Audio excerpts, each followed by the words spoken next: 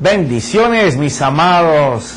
Feliz y encantado de estar aquí con todos ustedes. Estamos hablando sobre las cosas que nos impiden provocar un avivamiento.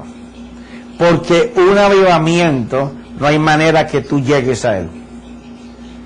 No hay manera que tú encuentres un camino para ir por ahí viajando y que te lo topes. No hay forma de que un hombre ungido del Señor, una estrella de Dios, te coloque las manos. Aunque no hay estrellas, pero por ahí hay algunos que se las dan de estrellados. No hay manera que tal discurso teológico te pueda llevar a eso. No hay una revelación nueva, porque yo siempre digo que no hay revelación, ya todas están dadas aquí. No hay revelación nueva. Lo que hay es que el Espíritu Santo te ilumina para que tú encuentres algo que no habías visto y que fue revelado hace 2000 y tantos años atrás. No la hay. Un avivamiento se provoca, así como tú provocas las bendiciones. Por eso muchas veces las personas están viendo por promesas y siguen esperando en las promesas. Son esperanzas en su vida de que de pronto Dios va a hacer algo. Pero eso no quiere decir de que está hecho. Es mejor vivir con una herencia para poder gastar lo que es mío, que vivir basado en una promesa. Es bueno conocer la promesa, pero una vez que la conoces, tiene que dejar de ser promesa y abandonar tu creencia de que eso te lo van a dar algún día, o mañana, o dentro de un mes. No, es mío, voy por ello. Eso es tener autoridad como la que Jesús manifestó. Moverse en la autoridad de Dios bajo la consigna de que lo que Él prometió y que Él lo hizo en Él mismo y que garantizó que en Jesús, por el Espíritu, era nuestro, que es una herencia dada, se considera un misterio. Imagínate tú, así lo narra el apóstol. Hasta que tú no conozcas la autoridad que tiene tu fe y el poder creer, y lo más importante, verlo a Él en tu fe haciendo, porque la mayoría de las veces no recibimos porque nos vemos en la fe nosotros alcanzando. No, espérate, vamos a corregir la palabra. Nosotros en la fe nos vemos creando las cosas. Nosotros las alcanzamos. Usted alcanza algo que usted está viendo, y si usted lo ve es porque alguien lo puso, alguien lo hizo. Entonces usted lo alcanza. Para eso es la fe, para recibir algo que viene de camino para usted.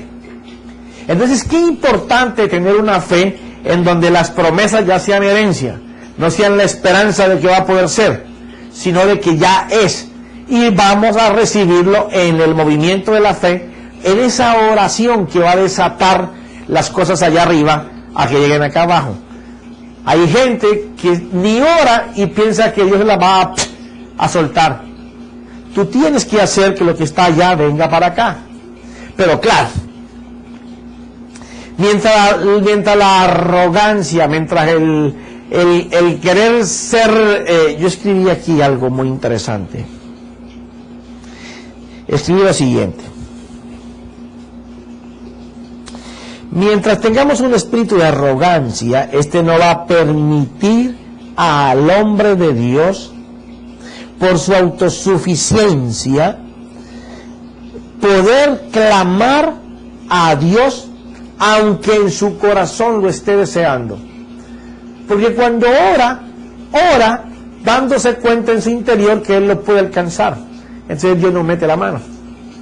La autosuficiencia es el enemigo de un avivamiento dentro de una persona, porque cree que lo puede alcanzar Él. Y la fe no se hizo para que tú puedas creer que tú lo haces y lo alcanzas. La fe se hizo para ver que está hecho y tú lo alcanzas. Profeta, eso de alcanzar y que sí, que no, me suena como muy complicado. No, una cosa es ver que Jesucristo lo logró para ti y que tú lo vas a recibir de Él, y otra es tú creer formarlo y que tú lo vas a hacer y lo vas a recibir. Te estás autoprendiendo. autocombustible propio, eso es autosuficiencia. Ahí no funciona la fe. ¿Por qué? Dice que si estamos en esta condición, debemos de arrepentirnos, mostrándole en la oración al Señor, descubriéndonos nosotros, porque Él nos conoce como somos, para ofrecer al Señor un arrepentimiento genuino. Y ya hemos hablado de que el arrepentimiento es tener ese dolor de haber pecado contra Dios. Si a ti no te duele que hiciste algo malo contra Dios y tu conciencia no te redarguye con dolor, tú no te vas a arrepentir. Tú vas a sentir culpabilidad. Y vas a decir, no, yo lo hice, y vas a presentar 50 justificaciones por el que lo hiciste. Está bien, no lo vuelvo a hacer. Eso no significa que te arrepentiste.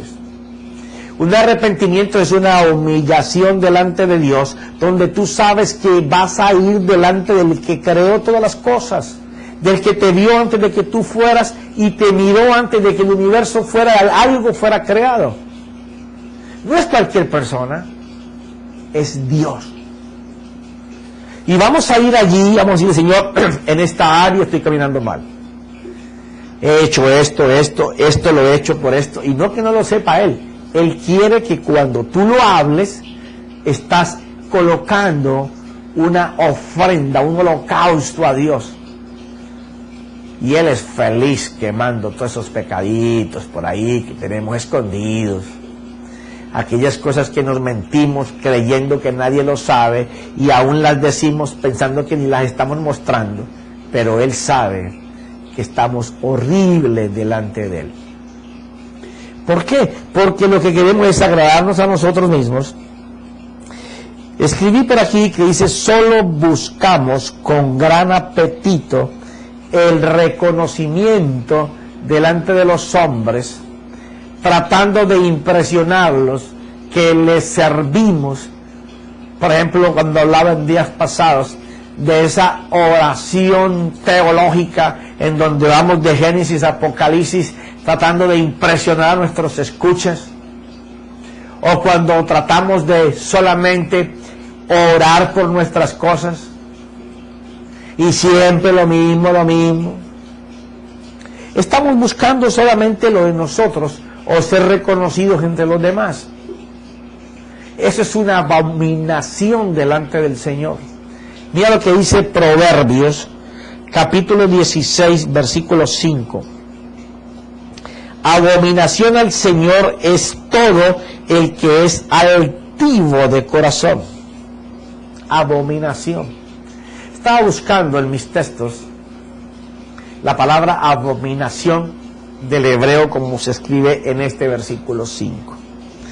Y dice algo que delante de Dios es repugnante, que Él detesta, que es asqueroso, que lo considera idolatría por cuanto es para tu satisfacción. ¡Wow! Imagínate que cuando yo esté en esa posición, Dios me está mirando de esa forma. Y lo aclara, pero bien en el número 6. Dice, en el 5, abominación al Señor es todo el que es altivo de corazón, es el que es autosuficiente. Y aquí en Proverbios 21, me encanta como lo tiene aquí en Proverbios, dice lo siguiente,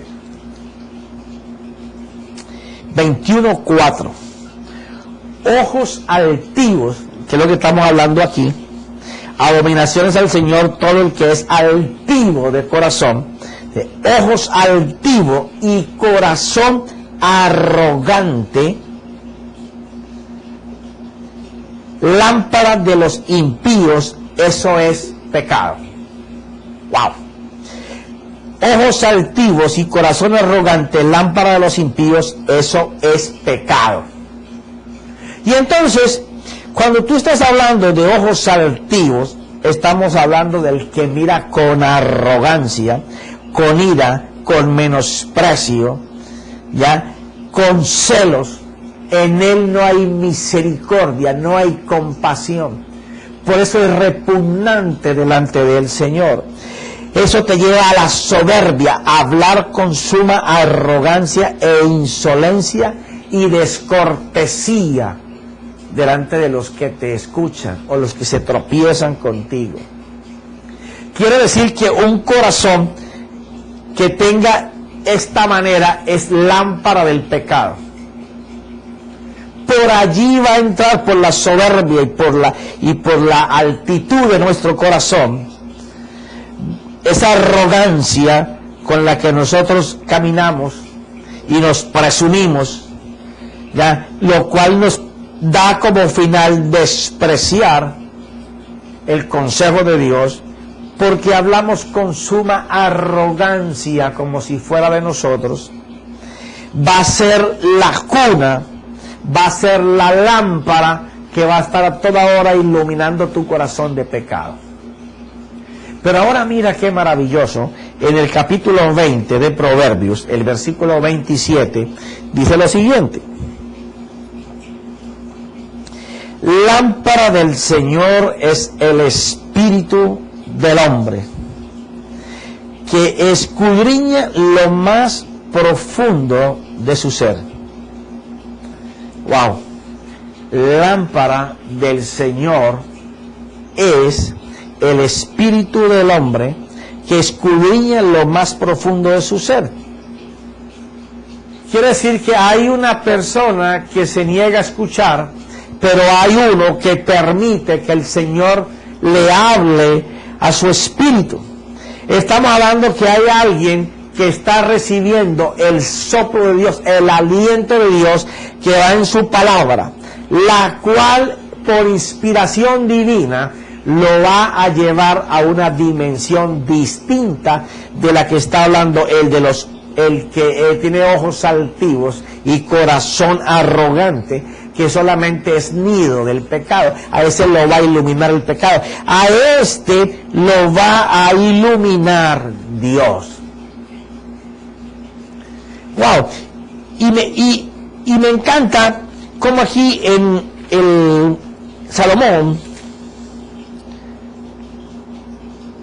en el 6:23 dice lo siguiente: porque el mandamiento es lámpara y la enseñanza luz, y camino de vida las reprensiones de las instrucciones.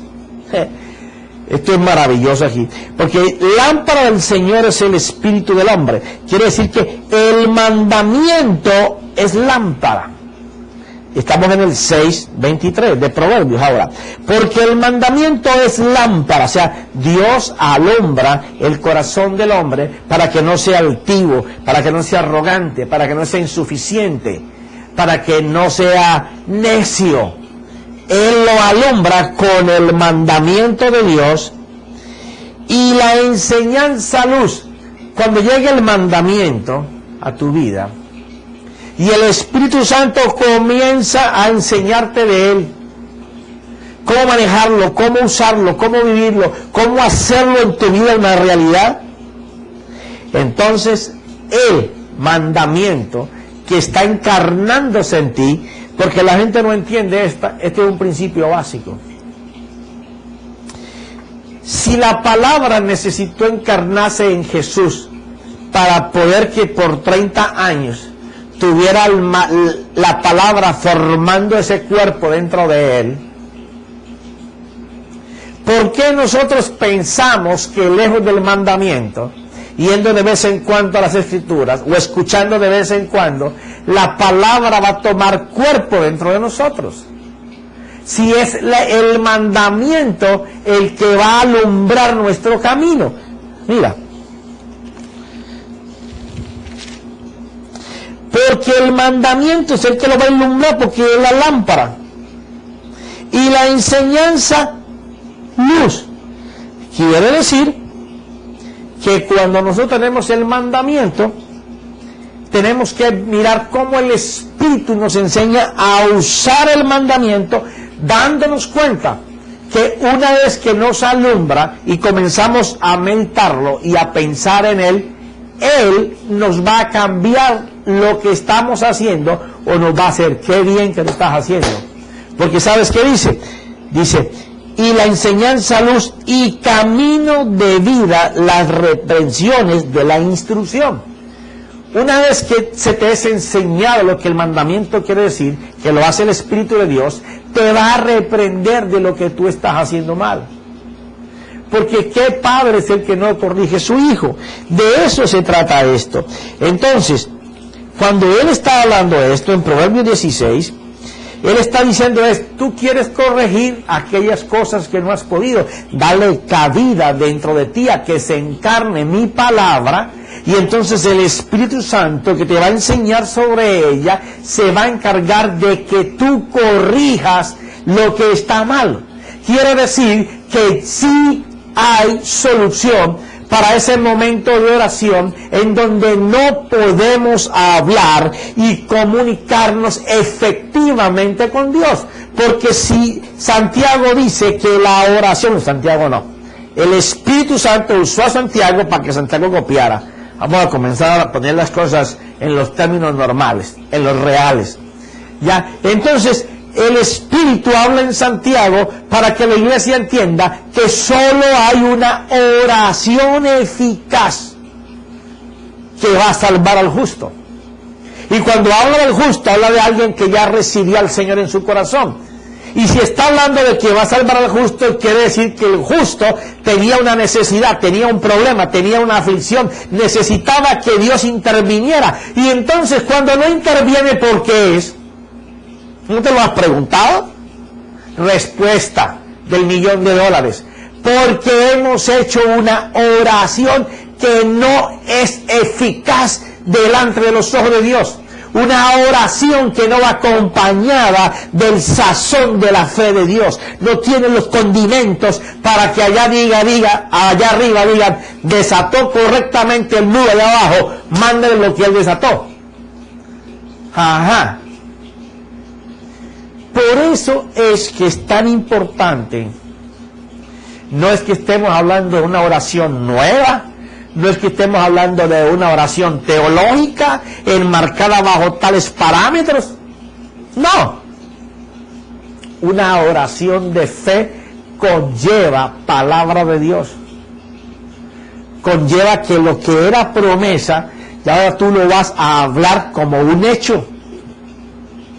Y lo hablas como un hecho porque ves a Jesús haciéndolo, porque la bendición es en Él, por Él, y para que Él la haga. Esa es una oración eficaz, pero sí se puede ir a orar y en ese nombre poderoso de Él hacer que las cosas que nos atormentan desaparezcan, porque el mandamiento, la enseñanza escrita en nuestro corazón y en la cual el Espíritu nos la ha explicado, ella va a reprender nuestro caminar y lo va a colocar en sendero derecho. ¿Sabes qué vamos a conocer con eso? Mira, volvemos a Proverbios capítulo 16. Abominación al Señor es todo el que es altivo de corazón, ciertamente no quedará sin castigo. El que se mueve diferente, con los ojos altivos y un corazón arrogante, autosuficiente, dice la palabra de Dios que no quedará sin castigo. Entonces ahora podrás mirar todas las cosas que hemos hecho con desidia, sin colocarle la importancia correcta, sin mirar el propósito correcto, y ahora te das cuenta el por qué no hemos alcanzado, porque ha sido una oración que delante de los ojos de Dios no es la oración correcta de un justo, por eso no la hemos alcanzado. Y entonces dice el número 6, con misericordia y verdad se expía la culpa, y con el temor del Señor el hombre se aparta del mal. Es casi exactamente lo mismo que leímos en el capítulo 6. ¿Qué quiere decir?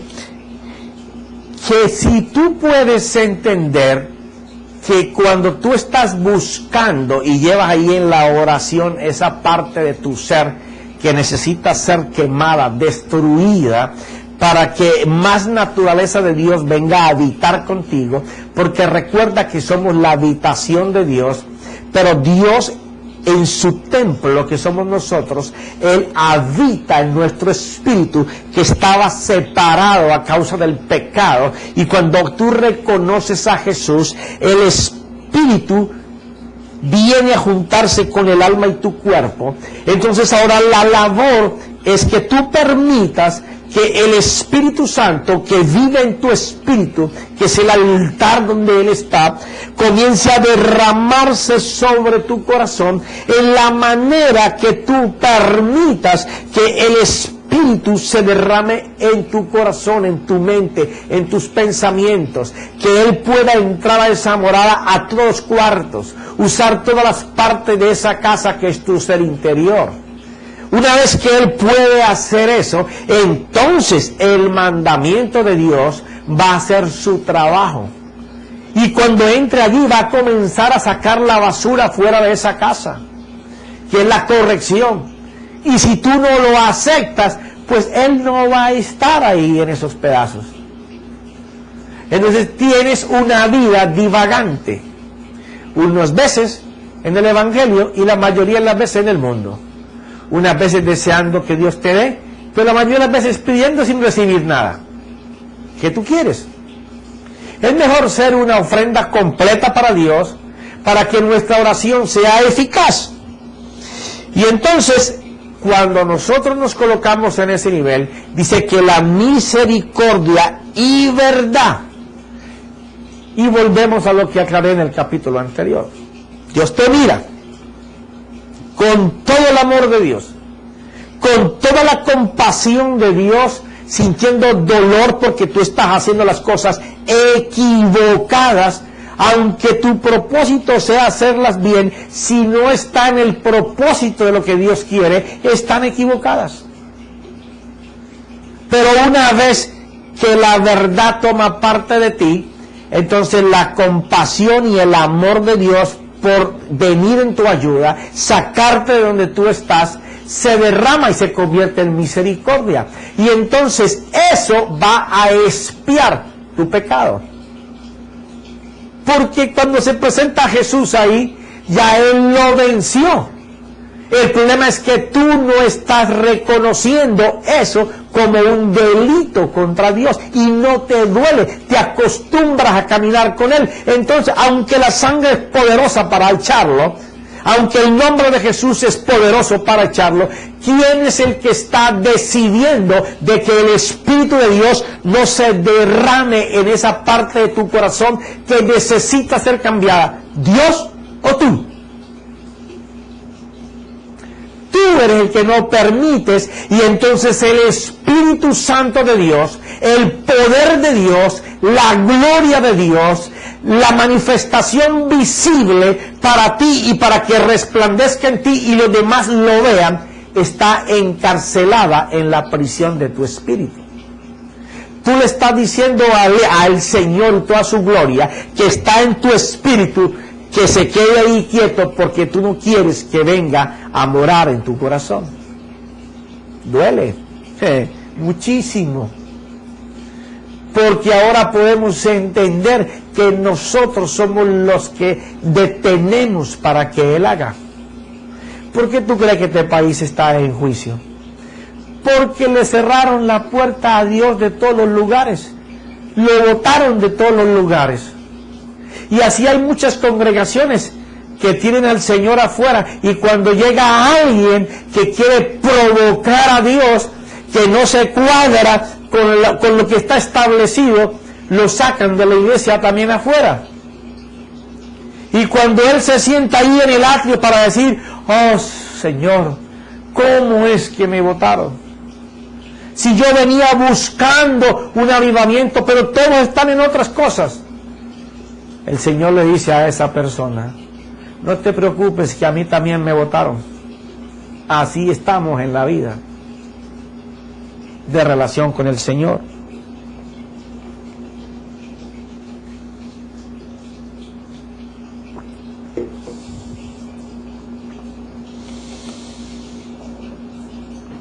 Con misericordia y verdad se expía la culpa, y con el temor del Señor el hombre se aparta del mal. Por eso es que no lo podemos corregir, porque si tú no entiendes que lo que tú haces es malo o lejos de la voluntad, de la presencia de Dios, es pecado contra Dios, pues tú no lo consideras. Pero tan pronto tú lo consideras, la palabra se encarga de traerte temor. Temor no es miedo.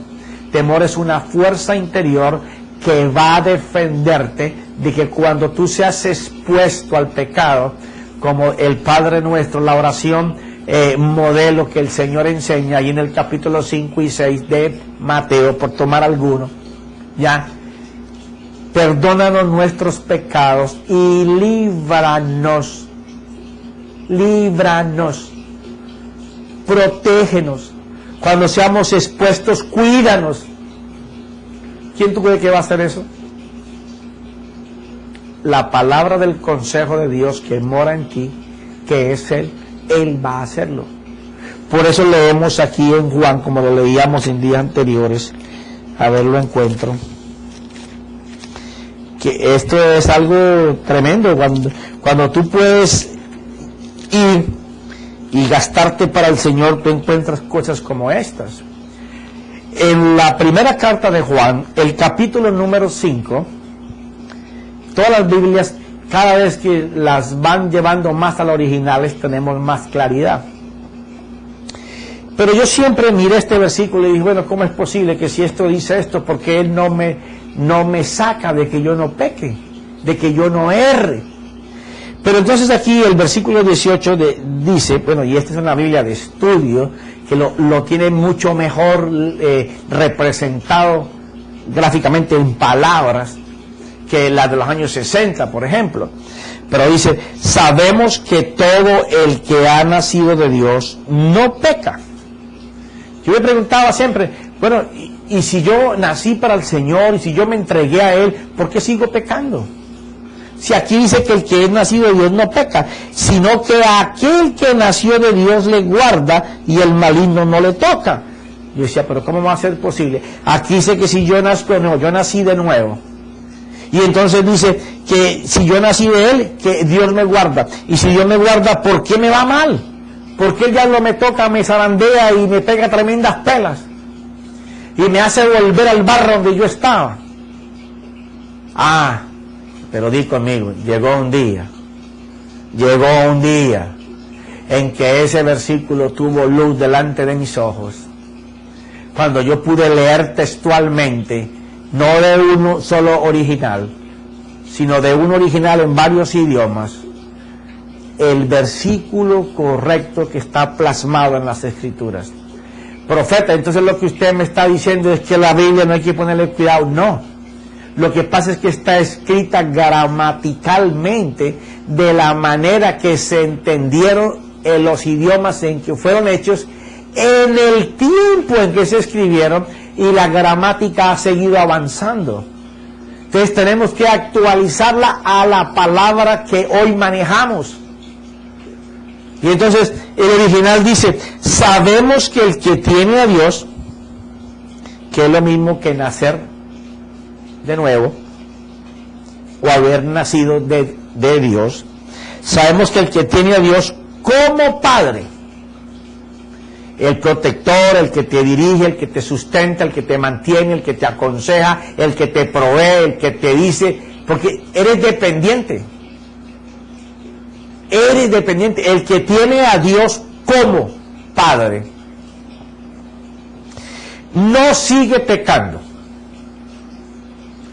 ¿Por qué antes pecaba y por qué ahora, si tengo a Dios como Padre, no peco? Aquí viene la respuesta. Porque el Hijo de Dios lo cuida y el maligno no lo toca. Ahora ese versículo se te aclaró en todas partes. ¿Por qué? Porque el original te está diciendo que el que ha nacido de Dios, Él tiene a Dios como Padre. Y un buen hijo obedece a su padre, porque un padre que tenga un hijo que no lo obedezca, casi que de seguro, o lo va a estar disciplinando hasta el punto que le diga, bueno, mijo, no puedo más contigo, dale, coge camino, porque no te sujetas, porque quieres formar aquí en mi casa como si fuera la tuya. No, tú eres parte de esta casa, no eres el jefe de esta casa.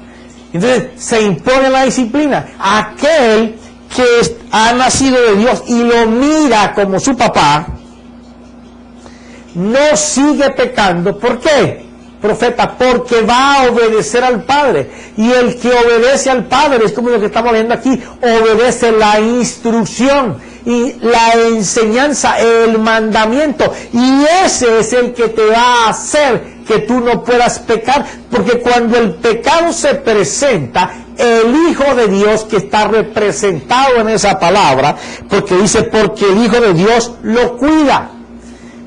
Profeta, eso me está sonando muy fuerte, o no lo entiendo. Mi hermano, Juan capítulo 1. Aquí vamos como Dios nos diga. Juan capítulo 1. En el principio existía el Verbo, y el Verbo estaba con Dios, y el Verbo era Dios. Y aquí se usa la palabra para verbo, una palabra del griego que es logos, que significa la palabra pensada, pero está escrita. Cuando ese mandamiento escrito es expresado dentro de tu corazón y se encarna, porque tú no te metes una hoja de papel, tú no arrancas una hoja esta y te la comes para que se vaya para el corazón. Esto es palabra escrita, logos. Pero una vez cuando se desaparece de aquí de la página y te aparece en el corazón, ya es rema, ya es la vida de la palabra que se ha encarnado en ti. Esa era la diferencia entre Jesús y los de su época. Ellos tenían muchos logos en la cabeza, pero muy poca rema en su corazón. Entonces ahí es cuando entonces el Hijo de Dios te cuida y el maligno no te puede tocar, porque ese verbo, esa palabra que creó el mundo, ya no está en logos, está en rema en tu corazón. Entonces ya ahora se convirtió en fe. Entonces tú ahora puedes ver como Él ve. Y entonces podrás decir, como dijo Juan a el mismo Nicodemo en el versículo 11, que estábamos leyendo, no sé en qué capítulo. En verdad te digo que hablamos lo que sabemos. Y damos testimonio de lo que hemos visto. Él habla algo que Él ha visto. ¿Dónde Él habla algo que Él ha visto? Bueno, dice, damos visto, pero vosotros no recibís nuestro testimonio. Si os he hablado de las cosas terrenales y no creéis, ¿cómo creeréis si os hablo de las celestiales? Nadie ha subido al cielo sino el que bajó del cielo, es decir, el Hijo del Hombre que está en el cielo. Y todavía no había muerto. Se necesitaba que muriera para que tú pudieras ir a sentarte en los lugares en que Él está. Y ya te expliqué en el capítulo anterior, no podemos ir a esa eternidad, a esa dispensación, donde no, dispensación es para nosotros, a esa eternidad donde Él está, si no es en el vehículo de la fe. Pero no las logos esto metido en tu corazón. Es la palabra hecha espíritu, hecha rema. Entonces no recibirá la reprensión que le dio a Nicodemo cuando él le preguntó que cómo hacía para hacer todo lo que estaba haciendo. Y entonces él le dijo que tenía que nacer de nuevo. Y le dijo, no puedes ver el reino, porque para poder ver el reino hay que nacer del agua y del espíritu. Y la palabra agua ahí no es hidro, es udor, que significa rema de Dios. Entonces, no puedes entrar en el reino, no puedes ver y no puedes entrar. Y en el 11 le dice que habla lo que ha visto. Quiere decir que hay una puerta para entrar al reino de Dios. Si tú no traspasas esa puerta, no vas a poder oír para poder hablar lo que te van a mostrar allá en ese lugar. ¿Por qué nuestra oración no es eficaz? Porque oramos y no hemos visto ni siquiera la puerta por la que tenemos que entrar para poder ver lo que Él quiere que nosotros hablemos, veamos allí y lo podamos expresar acá. Profeta, eso me suena como bonito. Ah, bueno, te voy a dar otro trancacito más pequeñito, otro golpecito. Mira, Juan capítulo 10, creo, 8, 9, sí, 10. 10. Me encanta este me encanta. Del capítulo 10 de Juan, de cada versículo puede salir una serie, porque son 10 puntos diferentes, pero este es el que combina increíble con lo que estamos haciendo. Recuerda, le dijo a Nicodemo, no puedes ver, no puedes entrar. Y si usted entra por una puerta. Y en el 11 él dice que él habla lo que ha escuchado. O sea, primero le habló de ver la puerta por la que hay que entrar para poder ir a escuchar, para que cuando tú salgas de allí puedas hablar y lo que tú hables es lo que tú has visto. Y entonces el 10 dice, el ladrón solo viene, el 9, perdón. Yo soy la puerta. ¿A quién hay que mirar? A Jesús. ¿Qué dice que Él es? Él es el verbo. ¿Qué se necesita? Que el verbo, la palabra esté encarnada en ti. Porque si está encarnada en ti, ya tú pasaste la puerta. Pero mientras tanto, no la has visto, ni has entrado por ella. Si alguno entra, o sea que no es fácil entrar. Quiere decir que la puerta, como él dijo, era estrecha, y aunque las líneas son muy largas para entrar, hay que tener paciencia para poder llegar. Pero si alguno entra, por mí será salvo. Que esto es tan tremendo que explicarlo en 2 minutos me remordería mi conciencia haberlo hecho mal. Pero un chispito ahí. Quiere decir que el que entra por ella, la puerta está aquí, tú estás en el mundo. Ves la puerta, entras por la puerta se abre, tú entras, estabas en el mundo, ves la puerta, entras por la puerta, traspasas la puerta, y cuando tú entras allá va a pasar lo de Juan 3:11. Vas a escuchar y te van a mostrar cosas que son espirituales, que están en lugares celestiales, y entonces en ese momento que tú pasas, clic, se acabó el tiempo. Ay, ya me hicieron señas de que... Pero te garantizo y te aseguro que en la próxima la vamos a hacer. Te voy a compartir eso porque es un tremendo versículo del Señor que te va a llevar a una oración eficaz. Ahora yo deseo que el Espíritu de Dios esté hablando a tu corazón para que tú puedas entregarlo y el Señor pueda hacer contigo las cosas que tienes que hacer. Padre, en el nombre de Jesús, Espíritu Santo, que tú estés haciendo la labor que decidiste hoy hacer con aquel que nos está escuchando.